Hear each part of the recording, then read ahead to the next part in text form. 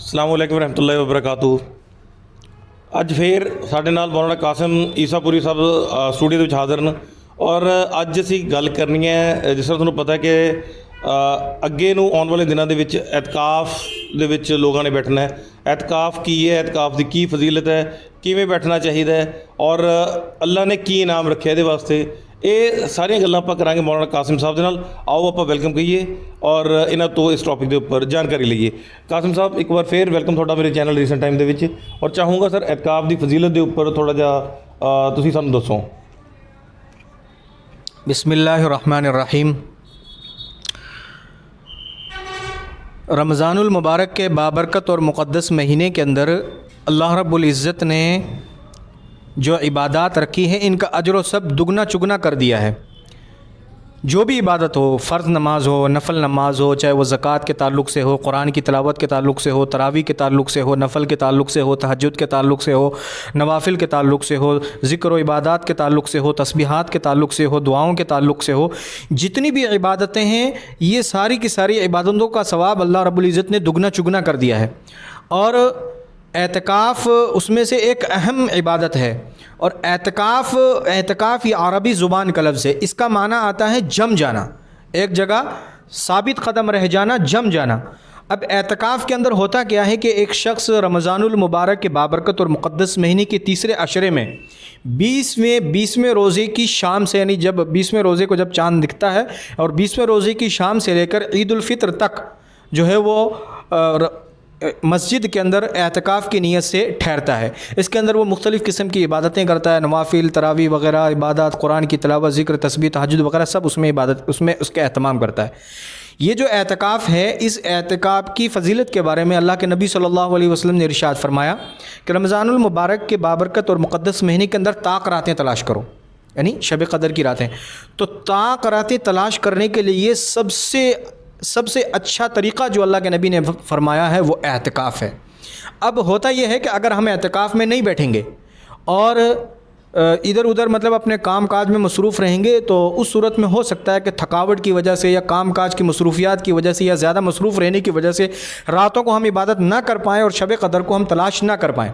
और उसके मुकाबले में अगर हम एतकाफ़ में बैठते हैं तो एतकाफ़ में बैठकर काम एक ही है, क्या? इबादत करना।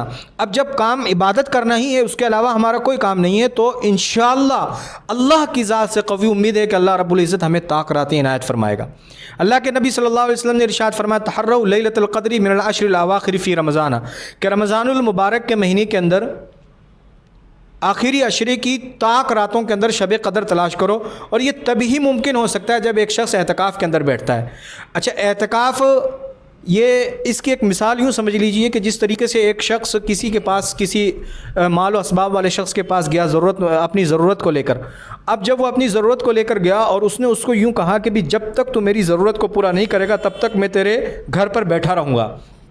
तो अब ये उसके पास बैठे रहना, ये उसका जो मकसद है और अहम मकसद उसका यही है कि भी मेरी ज़रूरत पूरी हो जाए। ऐसा ही बंदे का और रब का मामला है कि वो अल्लाह के दरबार में, अल्लाह के घर के अंदर जाकर बैठ जाता है और अल्लाह से गिरिया वजारी और लो लगाकर दुआएं मांगता है कि जब तक अल्लाह ताला मेरी मग़फ़िरत नहीं फरमा देंगे तब तक मैं मस्जिद से नहीं जाऊँगा। ये ख़ास तौर पर इसका मौका हमें इनायत फरमाया। अच्छा, एतकाफ़ के मसाइल में से एक ज़रूरी मसला ये है कि जब हम एतकाफ़ के अंदर बैठें तो बिला वजह बातचीत ना करें, बिला वजह गुफ्तगू ना करें, फ़ोन को बिला वजह इस्तेमाल ना करें, बिला वजह हम लोगों के साथ मेला झमेला ना करें, बल्कि ज़्यादातर अपने औक़ात इबादत के अंदर लगाएं। और दूसरी बात यह कि मस्जिद की हदूद का ख़्याल रखें, मस्जिद की हदूद से बाहर बिला वजह ना जाएं। और इसमें एक अहम बात यह भी है कि आदमी अगर अपनी हवाई से अपनी किसी ज़रूरत से जाता है तो वो जा सकता है। और बाज़ दफ़ा ऐसा होता है कि इंसान को गुस्ल की ज़रूरत पेश आ जाती है तो वो गुस्ल के इरादे से बार बार जो है वो मतलब एतकाफ़ से बाहर निकल जाता है। तो उसमें करना ये चाहिए कि कोशिश ये हो कि भी बिला वजह गुस्ल के लिए भी ना जाए। अगर वो मतलब अपनी किसी ज़रूरत को पूरा करने के लिए क़ज़ाए हाजत के लिए गया हुआ है और वो उसी दौरान अगर वो गुस्ल भी कर ले तो इसमें कोई हरज नहीं, लेकिन कोशिश ये हो कि बिला वजह इन कामों के लिए अपनी मस्जिद की हदूद से बाहर ना निकले, इसका ख़ास तौर पर ख्याल रखें। और एतकाफ़ ये फ़र्ज़ किफ़ाया का मतलब ये है कि बस्ती के अंदर अगर मस्जिद में अगर एक या दो शख्स अगर एतकाफ़ में बैठते हैं तो ये सवाब उनको मिल जाएगा पूरी बस्ती वालों को। और अगर पूरी बस्ती या पूरे महल्ले में से एक भी शख्स नहीं बैठता है तो पूरा महल्ला और बल्कि पूरी बस्ती या पूरा गाँव गुनहगार होगा। तो इसलिए اس میں زیادہ تر خاص خیال رکھیں کہ جب اعتکاف کا وقت آ جائے تو اس کو زیادہ سے زیادہ جو ہے اپنے اوقات کو عبادات میں استعمال کریں، اور اپنے محلوں اور اپنی بستیوں کی مسجدوں کے اندر غور و فکر کریں کہ کون اعتکاف میں بیٹھ رہا ہے اور کس کو بیٹھنا چاہیے۔